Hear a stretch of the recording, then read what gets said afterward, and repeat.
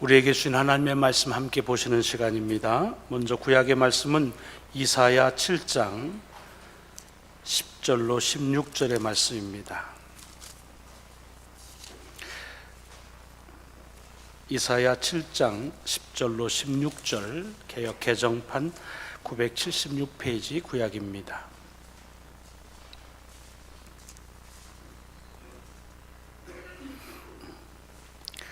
여호와께서 또 아하스에게 말씀하여 이르시되 너는 네 하나님 여호와께 한 징조를 구하되 깊은 데에서든지 높은 데에서든지 구하라 하시니 아하스가 이르되 나는 구하지 아니하겠나이다.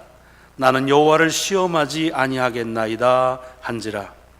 이사야가 이르되 다윗의 집이여 원하건대 들을지어다. 너희가 사람을 괴롭히고서 그것을 작은 일로 여겨 또 나의 하나님을 괴롭히려 하느냐. 그러므로 주께서 친히 징조를 너희에게 주실 것이라.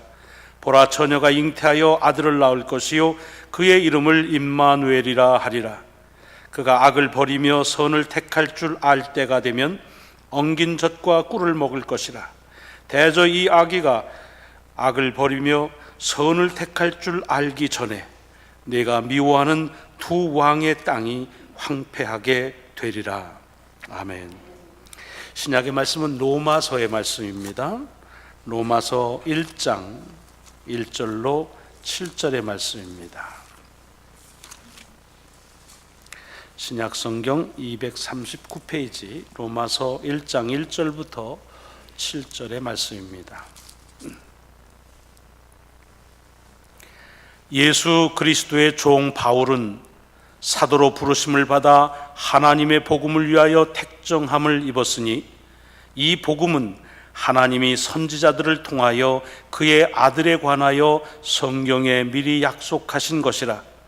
그의 아들에 관하여 말하면 육신으로는 다윗의 혈통에서 나셨고 성결의 영으로는 죽은 자들 가운데서 부활하사 능력으로 하나님의 아들로 선포되셨으니 곧 우리 주 예수 그리스도시니라. 그로 말미암아 우리가 은혜와 사도의 직분을 받아 그의 이름을 위하여 모든 이방인 중에서 믿어 순종하게 하나니 너희도 그들 중에서 예수 그리스도의 것으로 부르심을 받은 자니라. 로마에서 하나님의 사랑하심을 받고 성도로 부르심을 받은 모든 자에게 하나님 우리 아버지와 주 예수 그리스도로부터 은혜와 평강이 있기를 원하노라. 아멘. 오늘 복음서의 말씀은 마태복음 1장의 말씀입니다. 마태복음 1장 18절로 25절의 말씀입니다. 예수 그리스도의 나심은 이러하니라. 그의 어머니 마리아가 요셉과 약혼하고 동거하기 전에 성령으로 잉태된 것이 나타났더니 그의 남편 요셉은 의로운 사람이라 그를 드러내지 아니하고 가만히 끊고자 하여 이 일을 생각할 때에 주의 사자가 현몽하여 이르되 다윗의 자손 요셉아 네 아내 마리아 데려오기를 무서워하지 말라. 그에게 잉태된 자는 성령으로 된 것이라. 아들을 낳으리니 이름을 예수라 하라. 이는 그가 자기 백성을 그들의 죄에서 구원할 자이심이라 하니라. 이 모든 일이 된 것은 주께서 선지자로 하신 말씀을 이루려 하심이니 이르시되 보라, 처녀가 잉태하여 아들을 낳을 것이요 그의 이름은 임마누엘이라 하리라 하셨으니 이를 번역한즉 하나님이 우리와 함께 계시다 함이라. 요셉이 잠에서 깨어 일어나 주의 사자의 분부대로 행하여 그의 아내를 데려왔으나 아들을 낳기까지 동침하지 아니하더니 나음에 이름을 예수라 하니라. 아멘. 아멘. 대강절 네 번째 마지막 주일을 맞이하는 여러분에게 하나님의 그리스도 예수를 통한 사랑이 충만하시기를 축원합니다. 오늘 구약의 말씀 가운데 이사야서의 말씀은 시대적인 배경은 그때 이 유대의 왕이 아하스라고 하는 왕이 섬길 때입니다. 우리가 지금 서력으로 따지자고 한다면 약 720년경에 일어난 BC 720년경, 그러니까 지금부터 한 2700~800년 전에 일어났던 일입니다. 그때의 이 유대에 이 아하스 왕이 지배했을 터인데 아주 흉흉한 전쟁의 소식을 듣습니다. 그것은 이제 북쪽에 있는 이스라엘이 그 옆에 인접한 아람이라는 나라, 지금으로 말하면 시리아입니다. 이 아람과 더불어서 연합군을 결성해서 그래서 유대를 치러 내려온다는 이야기입니다. 같은 민족이 북에서부터 침공한다는 것도 심란하지만 그냥 북이스라엘만 내려온다고 하면 어떻게 좀 해볼 요량이 생기지만 두 나라가 연합으로 군대를 결성해서 내려온다고 하니까 이것은 정말 감당하기 어려운 지경입니다. 국가적인 위기입니다. 그래서 이 이사야 7장의 1절부터 보면 그때 그 이스라엘의 소식이 들려졌을 때 왕과 사람들이 얼만큼 떨었느냐 하면 바람이 숲을 향해서 불면 이 숲이 흔들리는 것처럼 그렇게 마음들이 흔들렸다라고 되어 있습니다. 그런 국가의 절대절명의 위기 가운데에서 하나님께서 이사야를 통해서 말씀을 하시는데 그 말씀이 뭐냐 하면 이런 사람, 이런 나라가 쳐들어온다고 해서 두려워하고 겁내지 마라 라고 하면서 그 북이스라엘과 아람을 뭐라고 말하느냐 하면 불타다가 꺼져버린 연기 나는 부직갱이의 그루통이다. 그러니까 그루통이 끝이라는 거예요. 그러니까 쉽게 말하면 이게 불 이렇게 하는 불쏘시개로 이렇게 하는 쏘시개가 아니군요. 불지팡이로 그거의 끄트머리에 타다 남은 아무 짝에도 못하는 뭐 타다가 연기 나가지고 끄트머리니 그건 숯으로 쓰기도 어렵고 다른 용도로도 쓰지 못하는 전혀 쓸모가 없는 거라 라고 얘기하면서 두려워하지 마라. 내가 이제 얼마 후에 그 두 나라를 칠 것이다 라고 얘기하십니다. 그러면서 이사야를 통해서 이스라엘 백성 아하스에게 뭐라고 말하냐면 내가 한 이 말을 믿는데 혹시 너가 도움이 된다고 한다면 나한테 이게 약속이니까 약속이 이루어진다는 징조를 좀 보여주세요 라고 하면 그게 얼마나 높든지 깊든지 뭐를 말하든지 내가 징조도 보여줄 것이다 라고 그렇게 말합니다. 이쯤 되면 하나님이 큰 배려를 해주신 거죠. 그런데 그 이야기를 들은 아하스 왕은 그것을 그렇게 복에 겨워서 그런지 받아들이질 않습니다. 그러면서 뭐라고 그러냐면 저는 징조를 구하지 않습니다. 나는 여호와를 시험하지 않겠습니다 라고 말합니다. 이게 얼핏 들으면 하나님의 말씀은 약속은 약속대로 이루어지는데 무슨 징조가 필요합니까? 저는 징조를 구하지 않습니다. 또 그 징조 때문에 하나님을 시험하지 않겠습니다 라고 아주 확실한 말씀에 대한 그런 확신에 찬 이야기로 들으시면 오해입니다. 이것은 그 뒤에 주님께서 하나님께서 이사야를 통해서 저를 책문하시는 것을 보면 그와 정반대입니다. 왜 지금 징조를 보여달라면 보여도 주겠다, 내 말은 약속대로 이루어진다 라고 했는데 아하스가 그것을 거절하냐면 매우 점잖게 사양한 것처럼 되어 있지만 이것은 무슨 소리입니까? 요즘으로 풀어서 얘기할게. 말씀은 고맙습니다. 그렇게 우리를 용기를 주는 건 참 감사합니다.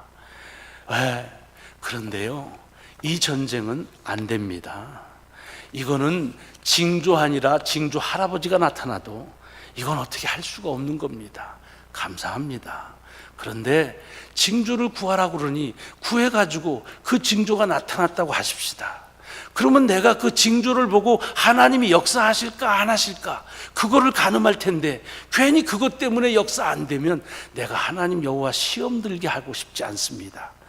굉장히 멋있고 폴라이트한 것 같지만 결론적으로 단도직입적으로 말하면 뭐예요? 말씀 감사합니다, sir. 그러나 못 믿겠습니다. 그런 얘기입니다.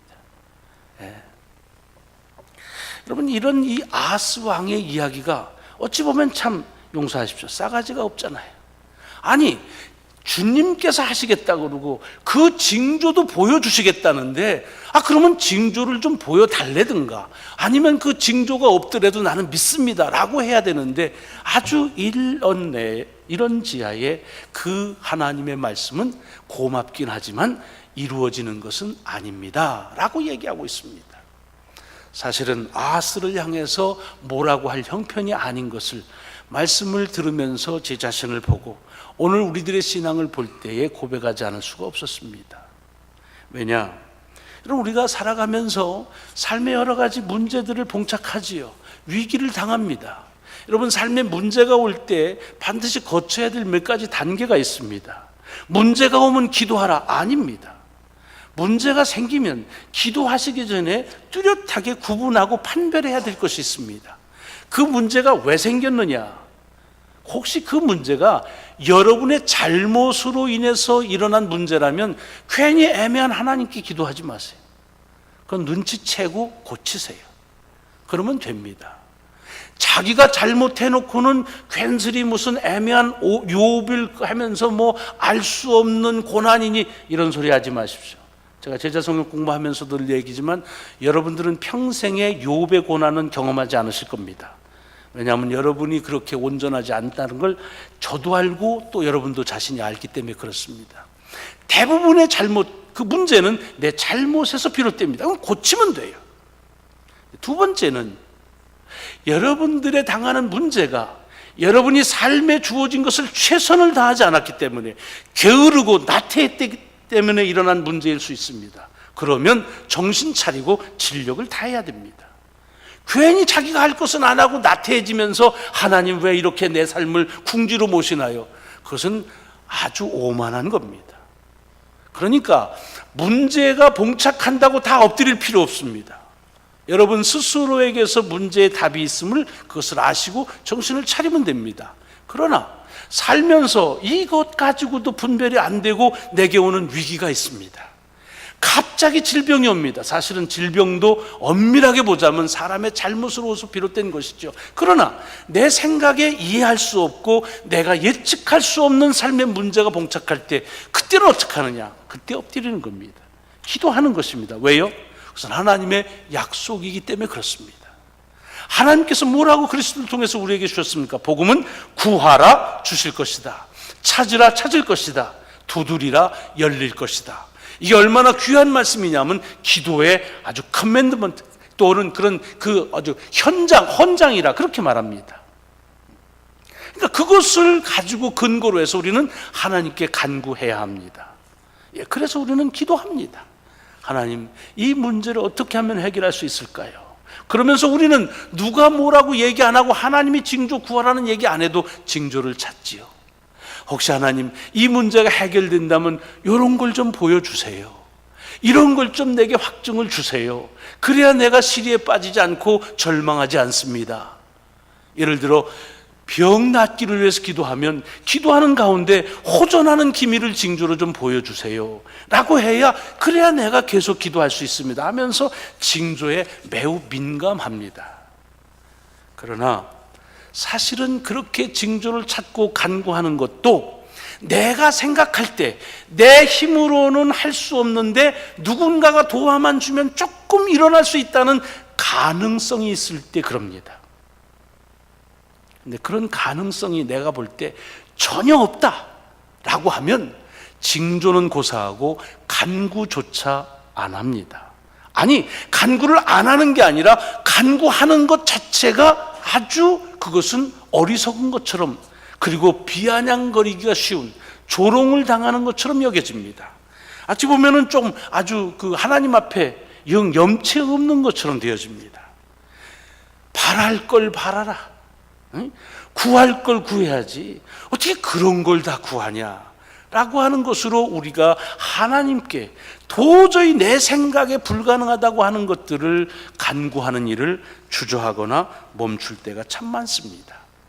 아하스가 그랬다는 것입니다. 북이스라엘만 그냥 침공해 와도 어떻게 한판 해볼 수가 있어요. 그리고 기도하고 전쟁에 나갈 수 있었을지 몰라요. 시리아만 왔어도 그런데 이게 둘이 합하니까 이 전력이 막강한 전력 앞에서 이건 안 된다, 불가능하다. 그러니까 하나님께서 두려워하지 말고 염려하지 말고 저들은 불타다 남은 연기 나는 부지깽이의 그 끝과 같다라고 해도 감사합니다마는 믿겨지지가 않는 것입니다. 그래서 간구도 안 하고 그리고 징조도 구하지 않는 것입니다.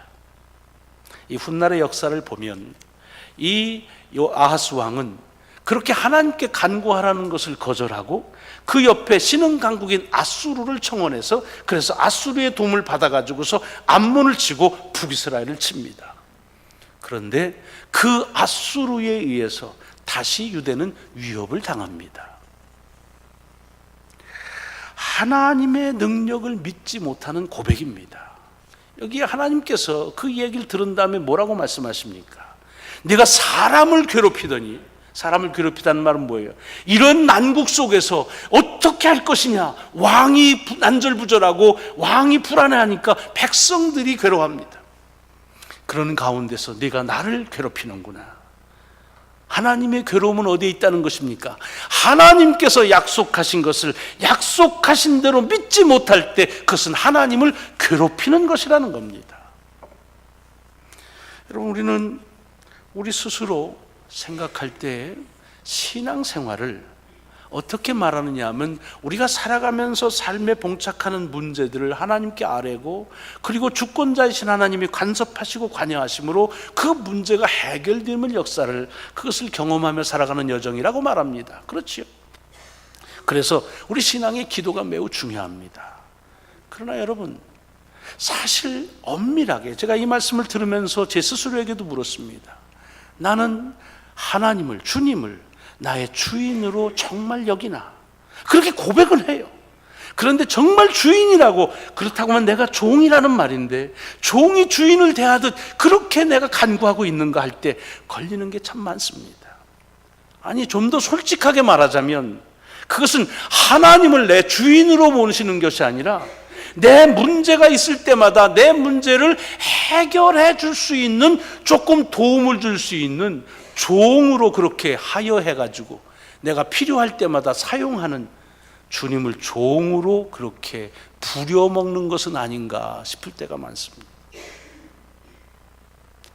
여러분, 종이 주인이라고 한다면, 주님이 종이라고 한다면 그럼 우리가 누구냐 하면 우리가 주인이라는 뜻입니다.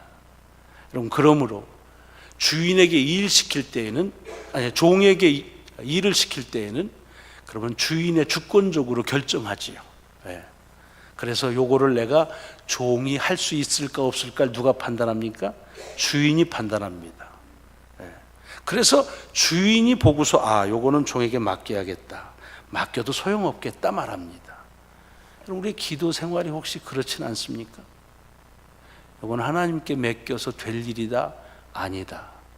만약 그것을 여러분 스스로가 그것을 가지고 결정하고 있다면 여러분은 죄송하지만 또 저는 하나님을 주인으로 그렇게 고백은 하지만 하나님을 내 문제 해결하려는 종으로 고용하고 여전히 내가 그 종을 부리는 주인으로 생각하는 것입니다. 그래서 내가 좀 힘들 때 종에게 의탁하고 의뢰해서 이걸 좀 해달라고 그렇게 권고하는 식으로, 그렇게 부탁하는 식으로의 그런 기도의 생활을 하고 있지 않느냐 하는 겁니다. 주님이 주인이라고 한다면 종으로서 할 수 없는 일이 있을 때 마땅히 그것은 주인에게 그것은 의뢰해야 합니다. 종이 가지고 있으면 해결이 되질 않습니다. 주인의 능력을 믿는 것은 종의 책임이고 그것은 의무이기도 합니다. 주인에게 의뢰하는 것은 그것은 종의 책임이고 의무이기도 합니다. 그럼 기도의 생활에서 마치 하나님의 능력을 믿는다고 하면서 나보다 조금 더 능력을 가지는 그런 내 문제를 해결할 것으로 고용한 이로 믿는다고 한다면 우리는 여전히 주님을 구주로 그렇게 주인으로 고백하는 일은 부끄러운 고백에 지나칠 수밖에 없다는 것입니다. 오늘 본문에 보면은 신약성경 로마서에서 바울은 자기 자신을 가리켜서 뭐라고 그럽니까? 나는 그리스도의 종이라고 말합니다. 여러분, 이 말을 좀 진지하게 들을 필요가 있습니다. 우리는 주의 종이라고 하는 말을 너무 자주 쓰고 자주 들었기 때문에 실감이 나질 않지요. 바울이 주의 종이라고 안 하는데 그 말은 무슨 소리냐? 주님이 주인이라는 말이고, 그래서 바울은 그가 하는 사역을요, 내가 누구도 할 수 없는 일을 내가 자원해서 발룬티어로 그렇게 말하지 않습니다. 이 일들은 아무도 할 수 없는데 나만이 할 수 있는 특권으로 그렇게 말하지 않습니다. 나의 주인이 나에게 시켰어. 나는 종이기 때문에 부득이 그 일을 할 것이다 라고 말하고 있습니다. 왜? 주인에게 꾸중 들을까 봐. 여러분, 이걸 굉장히 패시브하게 듣지만 이것은 우리가 누구이고 주님이 누구라고 하는 사실에 대해서 아주 명확하게 말씀하고 있습니다. 우리는 주님의 사역을 하면서도요, 내 의지와 내 결의와 내 열정, 이것이 우선입니다. 하나님의 말씀을 들으면서도 그 말씀을 내가 얼마나 깨닫느냐, 의미가 와 닿느냐에 그것의 결정의 기준을 가지고 있습니다. 주인의 말을 듣는 종은 의미를 가지고 주인의 말을 따르지 않습니다. 의미가 있으면 좋지요. 그러나 주인의 말이니까 따르는 것이, 그것이 종이 가져야 될 태도입니다. 자기가 하는 일을 주인이 시키면 좋지요. 그러나 싫어도 주인이 시키면 해야 되는 일이, 그것이 종의 모습입니다. 이런 면에서 우리는, 여러분은 제가 이렇게 말하면 표명하면 용서하십시오. 아직도 멀었습니다. 아직도 멀었습니다. 여전히 우리는 우리가 주인으로 그리고 종으로서 주님을 부리려고 하는 생각 속에서 기도하는 아하스의 모습을 우리 가운데서 찾고 있습니다. 오늘 본문 복음서의 말씀을 보십시오. 거기 보면 성탄의 이야기가 나오는데, 마태복음의 기자 마태는 이 성탄의 주인공을 마리아에서 요셉을 더 주목하게 만듭니다. 오늘 성탄의 이야기의 주인공은 요셉입니다. 근데 이게 어떤 말이냐 하면, 요셉이 이제 한 여자를 사랑해서 그래서 결혼하기로 약혼을 했습니다. 여러분, 다 약혼 기간 생각나시죠? 인생에 그렇게 황금 같은 그렇게 아름다운 시기가 어디 있습니까? 아유, 난 약혼 안 하고 그냥 too bad. 예, 이 약혼 기간을 갖는 건 너무 좋은 겁니다. 앞날에 대한 꿈이 있습니다. 사랑하는 사람에 대해서 이제 같이 남이 아니면서도 아직 하나가 되지 않은, 거기서 주는 그 관계의 그 오롯함이 있습니다. 그런데 자기 약혼녀가 자기하고는 상관이 없이 아기를 가졌다는 얘기입니다. 우리 아까도 아기를 가진 가정을 축복했는데, 이건 그냥 농담이에요.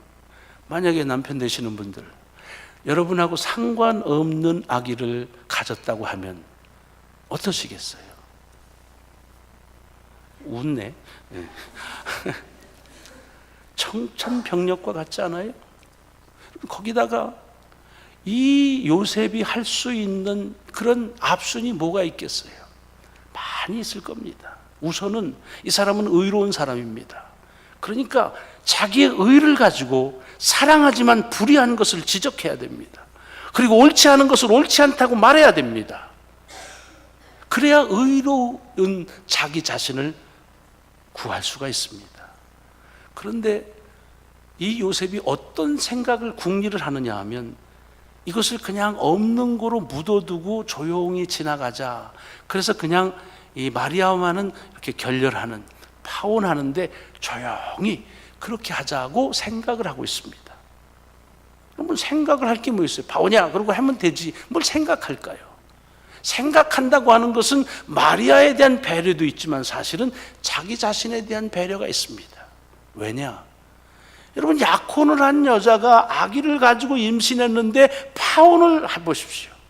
그리고 남편은 아무 얘기도 하지 않습니다. 그러면 그 남편에 대해서 어떤 질타가 올까요? 오, 잘했다 그럴까요? 아닙니다.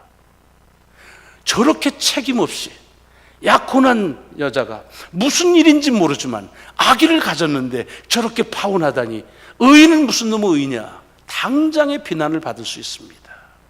그래서 오늘 본문에 보면은 그렇게 할까 생각을 합니다. 왜냐하면 그렇게 한다면 자기에게 쏟아질 비난을 감수해야 합니다. 자기가 옳지 않다고 하는 그런 사람들, 세상의 소리를 감수해야 합니다. 그런데 여러분, 이 요셉에게 변화가 일어나는데, 그 변화가 언제 일어나느냐 하면 하나님의 말씀을 들으면서 변화가 일어납니다. 그렇게 생각할 때에 천사가 그에게 말씀합니다. 그것이 오늘 본문 기록한 주어진 우리에게 주시는 말씀입니다. 뭐라고 그럽니까? 한 아기가 태어나서, 그래서 그 아기는 성령으로 태어나고 그 아기가 이제 자라나서 날 텐데 그것은 임마누엘이라고 말해라. 이가 우리 모든 이들을 구원할 자다. 그리고 이것은 그냥 지금 그냥 일어난 해픈이 아니라 오래전에 선지자를 통해서 이미 약속하신 것이다. 그것이 지금 이루어진다고 하는 얘기입니다. 그래서 요셉이 주의 말씀을 순종했구나. 그렇게 쉽게 넘어갈 일은 아닙니다. 왜냐하면 요셉이 들었던 그 하나님의 약속의 말씀이 언제 약속입니까? 요셉도 다윗의 가문이기 때문에 메시아에 대한 생각을 가지고 살아왔습니다. 이미 수백 년이 지났습니다. 오래된 약속입니다. 그리고 오래된 약속이라는 말은 오랫동안 이루어지지 않은 약속입니다. 그래서 그냥 약속은 약속이고 현실은 현실이라고 그렇게 살아오기를 수백 년을 살아왔습니다. 많은 사람들은 그 약속조차 잊어버리고 살았습니다. 더군다나 그런 일이 합리적으로 설득이 되질 않습니다. 어떻게 성령을 통해서 아기를 가질 수 있는가? 그리고 왜 일어난다면 그 일이 하필이면 나한테인가? 쪽이인가? 수용하기가 녹록하지 않은 약속입니다. 그런데 오늘 본문을 보면은 이 요셉은 그와 같은 하나님의 말씀에 대해서 나 같으면 한 번쯤 물어볼 거예요. 왜 접니까? 왜 지금입니까? 왜 이런 방법입니까? 물어볼 만한데 요셉은 묻지 않습니다. 그리고는 하나님의 그 말씀을 들었을 때 그 말씀대로 그 마리아를 아내로 데려옵니다. 이건 무슨 뜻입니까? 빨리 서둘러 결혼했다는 겁니다. 그래서 마리아가 결혼 전에 아기를 가졌다는 것 때문에 일어날 여러 가지 이 흉흉한 소문들을 찾게 하는 거지요. 그러나 그렇게 하면서도 아기가 낳을 때까지 동침하지 아니하면서 기다립니다. 그리고 아기가 나니까 예수라고 그렇게 하나님께서 일러준 대로 이름을 짓습니다.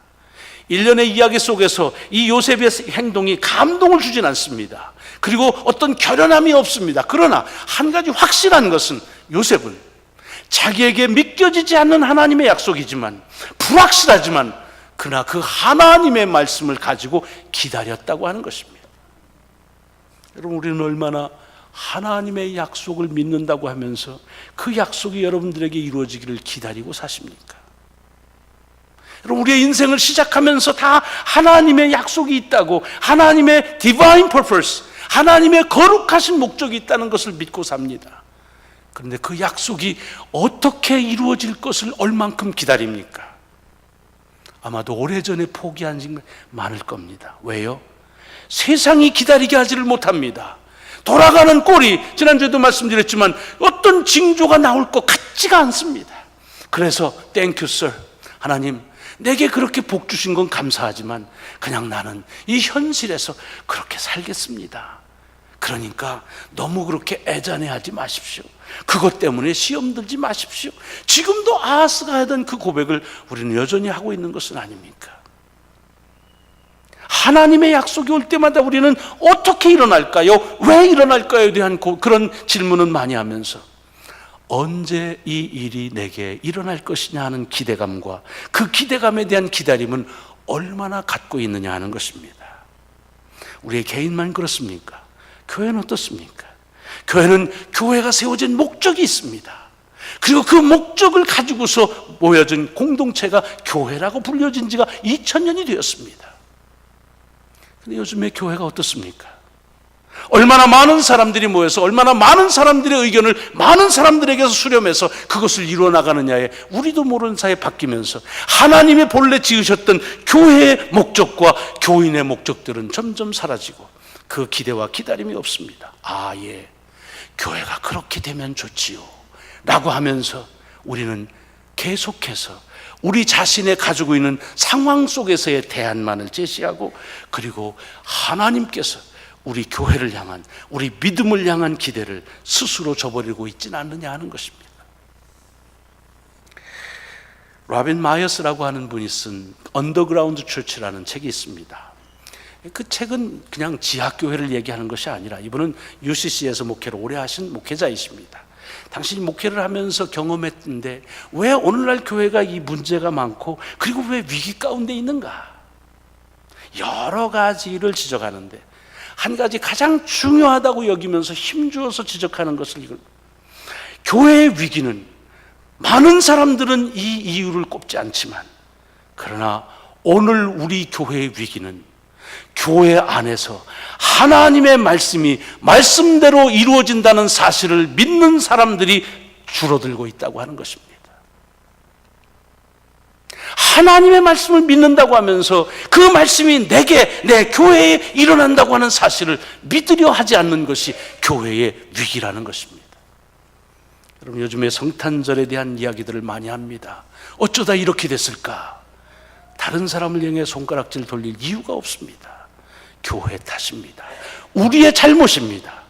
이 성탄절이 예수 그리스도가 이 땅에 오신다는 시리어스한 하나님의 약속의 실천으로 보지 않고 그냥 1년을 지나가면서 즐거워하는 할리데이로, 셀레브레이션으로 한 지가, 그것 때문에 세상은 바뀐 것입니다. 성탄에 대한 기대가 이 교회에서 사라진 것이, 그것이 교회의 위기라는 것입니다. 여러분, 여러분의 삶의 위기는 어디에 있습니까? 마찬가지 아닙니까? 왜 삶의 위기입니까? 왜 문제 때문에 잠 못 이룹니까? 오늘 일어나는 상황이 이렇게 바뀌고 저렇게 바뀌면 잠을 잘 잘 것 같습니까? 그렇다고 한다면 그렇게 바뀌어지고 나서는 왜 또 잠을 못 잡니까? 아닙니다. 하나님의 약속을 우리도 모르는 사이에 믿지 않는 것입니다.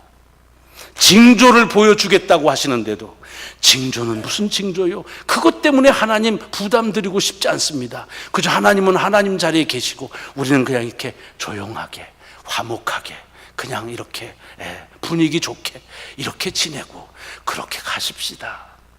언제부터 교회가 이런 모습으로 바뀌고 마치 그것이 교회의 본질인 양 생각하는 우리의 생각이 교회의 위기를 자초하고 있다고 하는 지적입니다. 아프지만 들어야 될 소리입니다.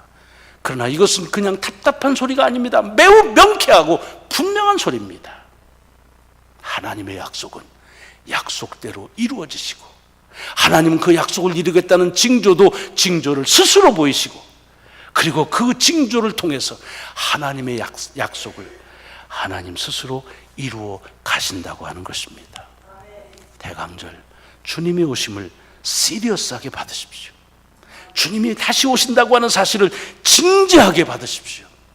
주님의 약속은 우리가 듣고 즐기는 유희가 아닙니다. 엔터테인이 아닙니다. 이것은 그냥 묵상하는 그런 대상이 아닙니다. 주의 말씀은 믿는 자에게 하나님의 약속이 약속대로 이루어짐을, 그것을 보여주시고, 바울은 그것을 은혜라고 로마서 1장에서 말하고 있습니다. 여러분, 은혜가 뭐라고 생각해요? 그래서 내가 생각하는 대로 누가 얘기하면 맞아, 은혜 받았다. 또 내가 원하는 대로 이루어지면 그것이 맞아, 은혜요 라고 말하지만 바울은 그렇게 말하지 않습니다. 은혜가 무엇이냐? 내가 바라는 것이 무엇인지도 모르고 내가 누구인지도 모를 때 이미 하나님은 선지자를 통해서 내 삶에 무엇이 옳은 것인지를 정하시고 그 정하신 대로 약속이 이루어지는 것, 그것이 은혜다라고 말하고 있습니다. 하나님의 약속은 약속대로 이루어짐을 진지하게 들으셔야 합니다. 그리고 우리의 은혜의 잣대가 그 약속이 이루어질 때마다 우리의 입술에서 고백되어질 수 있는 저와 여러분이 되시기를 주의 이름으로 축원합니다. 기도하시겠습니다. 주님을 주인이라고 고백하면서도 여전히 내가 주인 행세하며 주님은 그저 내 심부름이라 하는 종으로 삼습니다. 이렇게 말하면 따갑지만 그러나 주님, 고백할 수밖에 없는 현실입니다. 세상이 그렇게 자꾸 만듭니다. 아니, 우리 스스로 우리를 그렇게 말씀 가운데서 이루어지지 않는다고 우리 스스로 확신에 거하는 삶을 삽니다. 근거도 없는 확신 가운데서 우리가 이 공동체를 이루고 믿음의 여정을 간다고 합니다. 그래서 이 교회를 위기라고 말합니다. 주님, 주의 말씀이 내 상황에서 믿겨지든 믿겨지지 않든, 가능하든 불가능하든 주님 스스로 이루심을 믿게 하여 주옵소서. 징조를 구하게 하시고 보여주시는 징조를 통해 주의 역사를 바라볼 수 있는 믿음의 눈을 허락하여 주옵소서. 한 번 사는 인생에서 하나님, 주님께서 살라고 하시는 그 본래의 모습대로 살게 하여 주옵소서.